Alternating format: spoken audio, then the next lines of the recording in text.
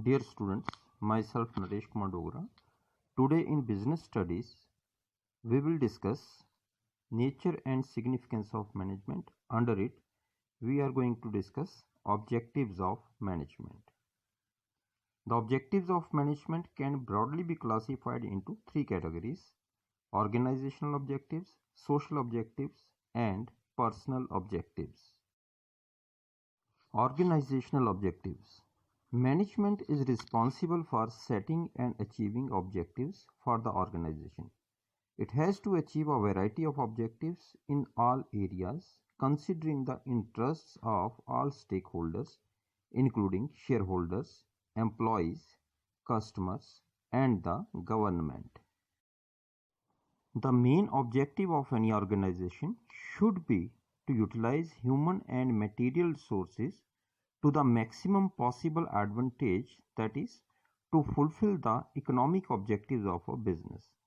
The main organizational objectives are classified into survival, profit, and growth. Survival. The basic purpose of every organization is to survive and exist in the competitive market for a long period of time. In order to survive, an organization must earn enough revenues to cover its costs. Profit. The most important objective of every organization is to earn adequate amount of profit. Profit is essential for survival, growth, and expansion of business. Profit is the reward given to the businessman for bearing risk. It is also essential for covering costs and risks of the business. Growth. Business organization must grow and expand their activities. The success of any organization is measured by the growth rate, and growth is measured in terms of sales, number of branches, and number of products, etc. Second is social objectives. Social objectives involves the creation of benefit for society. As a part of society, every organization, whether it is business or non-business, has a social obligation to fulfill. Under this objective, the manager promises to assure health, safety, and price control. Main social objectives of business are to make available employment opportunities, to save environment from getting polluted, and to contribute in improving living standards. Third are the personal objectives. Personal objectives are related to the employees of the organization, as employees are most important resources of every company, and satisfied and motivated employees contribute maximum for the organization.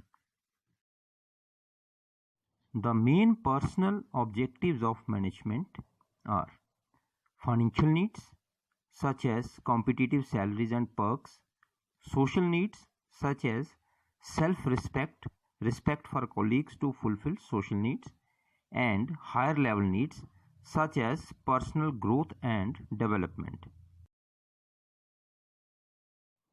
Now, importance of management.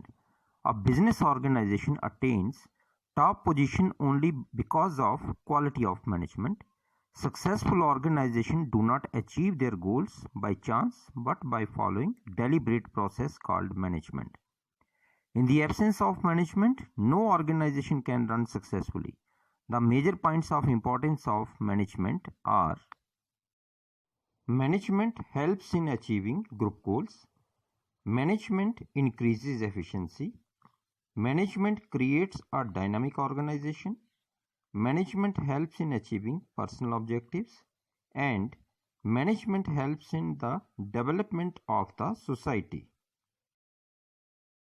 Now, management as a science, art, and profession. Science can be defined as a systematic and organized body of knowledge based on logically observed findings, facts, and events. The main characteristics of science are systematized body of knowledge. Like science, management is a systematic body of knowledge with its own theory, vocabulary of terms, concepts, and principles that have developed over a period of time. So this feature of science is present in management. Another characteristic is principles are based on observation and experimentation. Like science, the principles of management are derived over a period of time through observation and repeated experimentation. What management deals with the human being and human behavior cannot be predicted accurately. Therefore, management can be called as an inexact science. So, this feature of management is not fully present in management. Another characteristic is universal validity. Scientific principles have universal application and validity. Management principles are not exact like scientific principles, so their application and use is not universal. They have to be modified according to the given situation. So this feature of science is not present in management. Now, management as an art. Art is the skillful and personal application of existing knowledge to achieve desired results. It can be acquired through study, observation, and experience. Whether management is an art or not will be known by the application of the characteristics of art in management. The main characteristics of art are: first, existence of theoretical knowledge. Art is always based on certain theoretical knowledge. On the basis of this knowledge, one can understand how a particular work can be accomplished. Second, personalized application. The practical use of theoretical knowledge varies from individual to individual. Art, therefore, has a very personalized concept. Third, based on practice and creativity. To get the perfection in art, continuous and creative practice of theoretical knowledge is a must. Now, management as a profession. The nature of management gives rise to an important question: whether management is a profession. Profession refers to that economic activity which is conducted by a person having some special knowledge and skill, which is used impartially to serve various sections of the society.